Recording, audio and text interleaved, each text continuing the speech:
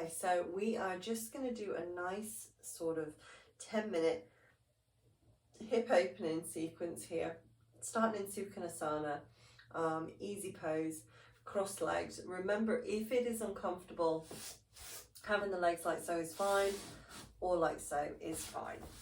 So hands resting on the knees for me, sitting as tall as we can. Breathing in through our nose, down to our chest, down to the pit of the belly, and then letting that breath come back up and out. So this is Ujjayi breath, so just a... And there's no pace to it, we're just breathing at a pace that's comfortable. Now sitting in the position, wherever you are for easy pose, if you've got your legs uncrossed, that's fine. We're just going to rock the pelvis, so we rock backwards and forwards. So we're just making ourselves into a C shape and then lifting tall.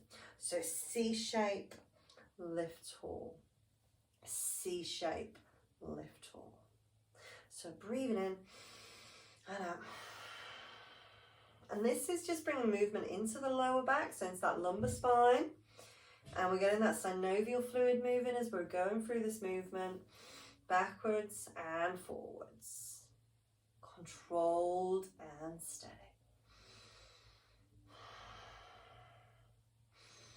Now come tall. Just cross your legs in the opposite direction and let's just continue. So obviously if you have your legs wide, then don't worry about doing anything with your legs, just continue with those pelvic rocks. Now my foot's slightly out, I've got a broken toe on this side, so it's slightly out as opposed to being under, just so it doesn't get squished. So I'm just rocking backwards and forwards, nice and easy.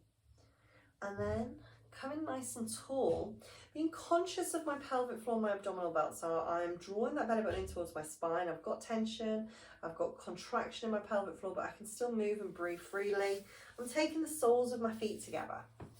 My hands are coming around my ankles or my shins, wherever's comfortable. I'm going to butterfly. So I'm inhaling up and I'm exhaling down as if my knees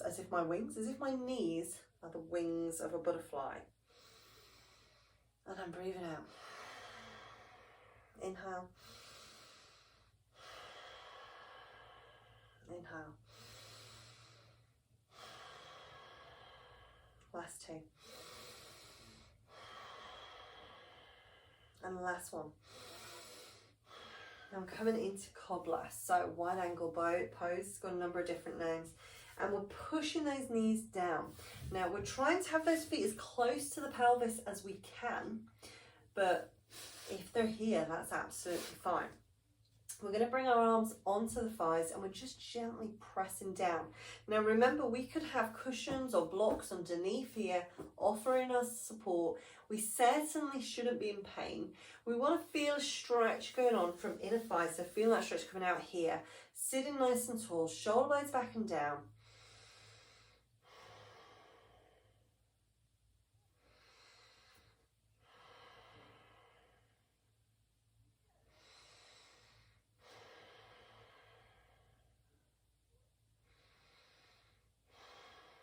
Now very gently, taking one leg on top into lotus position. Now remember, if this is uncomfortable, we could just sit cross-legged again, or we can have that leg out to the side.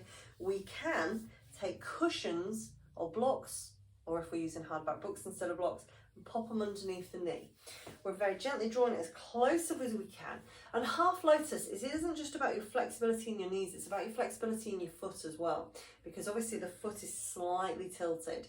So this is why it's really important for your life to stretch and move your feet. So working them, stretching them out is really good to do. We don't, generally most people are not encouraged to do this, or it's not spoken about. You have to remember your feet are the foundations that all your movement comes from, comes up your body. They're like the, where everything links from. So having them flexible and strong is an absolute, necessity to help the rest of your body as it stands tall. So we're just in half lotus and our hands are just in front. We're going to take our thumb and our index finger together, connecting Earth and Jupiter, shoulders back and down, and we're just holding it there, fingers pointing out.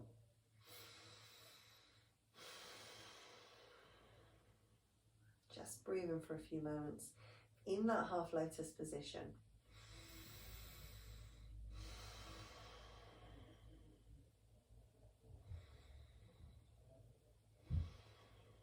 let us change sides. So let us gently bring that leg down. Opposite leg comes on top. Now I'm just going to have this foot slightly out because it's my broken toe foot. So nice and steady into position. Remember, we can have our cushions or our hardback books or blocks, whatever we want to help us in this position. Or we may be sat cross-legged, or might just have our legs slightly wide, thumb and index together. Nice strong mudra. Breathe deep.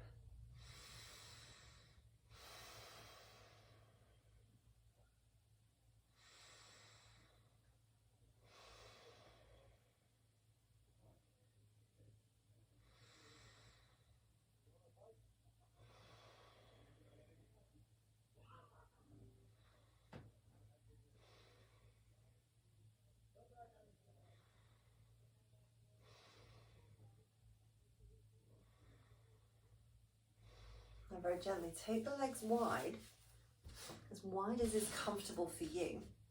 Hands in the middle. This is not about bringing our chest down onto the floor. If you can do that, thumbs up, fantastic. But I really want you to think about how open your body is. So sometimes just because you can get in a move doesn't mean you should necessarily be there, or it doesn't necessarily mean you're getting the most benefit out of it, okay? So it's all about our form and technique and being conscious of our body as we go through these movements. So hands just resting on the floor. If you struggle with lower back or you find forward folds challenging, you don't have that much more movement, what you can do is just stick out your bum like a duck or like a Kardashian. But I did say Kardashian in the class a while ago, nobody knew what I was on about. So stick it out like a duck a little bit and that'll help. Hands just resting in front, shoulder blades back and down, legs as wide feels comfortable. So I'm just taking mine a little bit wider so I can feel that stretch a little bit more. And I'm going to walk or slide forward. Now what I'm conscious of is I don't want my head to drop down. I don't want to get a crease in the back of the neck. I want my eyes to be looking out in front all the time, so I've got that neutral spine. I want to be pulling my shoulder blades back and down as if I'm trying to slip them into my back pocket. I'm taking a deep breath, and as I walk, I hold it here. Now with each movement, I'm going to turn to a side in a second. We want to be feeling that inner thigh stretch. We want to be feeling the chest and shoulder blades open. So I'm just going to turn to the side, so you stay where you are. And I just want to show you from a side angle. So what we don't want is this. So you can see how my back's curving over, my head's down, my chin's into my chest. This is no, we don't want this. What we want is that shoulders back and down, walking it forward. And it might mean you don't go very far. But that's okay, because we're getting the stretch into our hamstrings. We're getting what we want. We're opening the shoulders, the chest, pulling the scapular blades back and down. And if you imagine someone's almost like your spine is like a string of pearls and they are trying to like pull you forward, then that's what we want. So we're lengthening. So I'm just going to change back.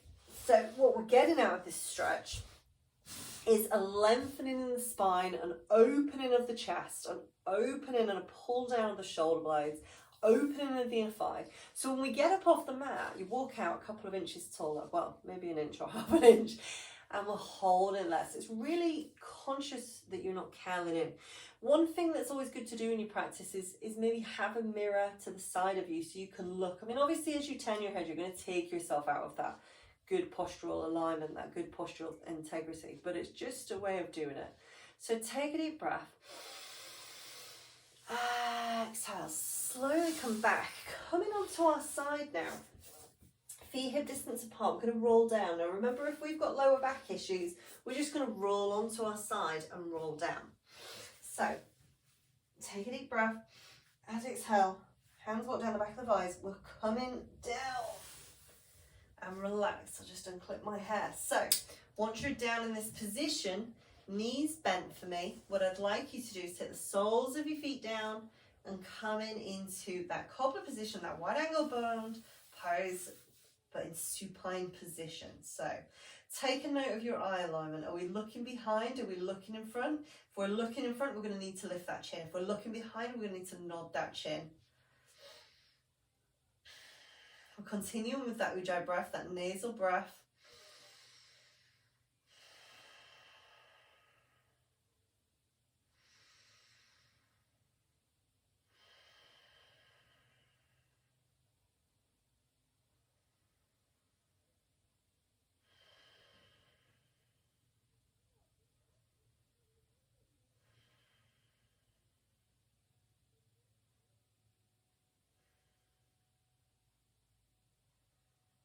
So nice and steady, just opening that inner thigh. Remember, we can rub them, bring in a little bit of warmth if we wish. And that can aid with flexibility. We may want to press them down a little bit, making it a bit more challenging, opening up that little bit more. Or we may just want our hands to relax by the side. Taking a deep breath. As you exhale, bring your knees back to the center. Let your legs come long. And let us finish in corpse pose, Shavasana. Shoulders back and open. This time in this position, I'd like you to breathe in through your nose, but you're going to release your breath through your mouth, like a big sigh, as if you're letting out a big sigh. So we breathe in.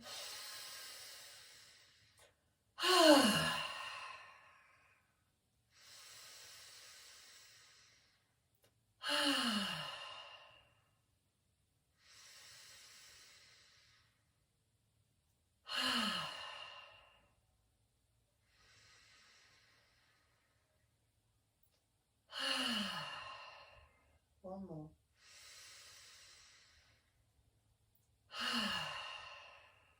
Go back to your Ujjayi breath, nasal breath. Breathing in through the nose, out through the nose.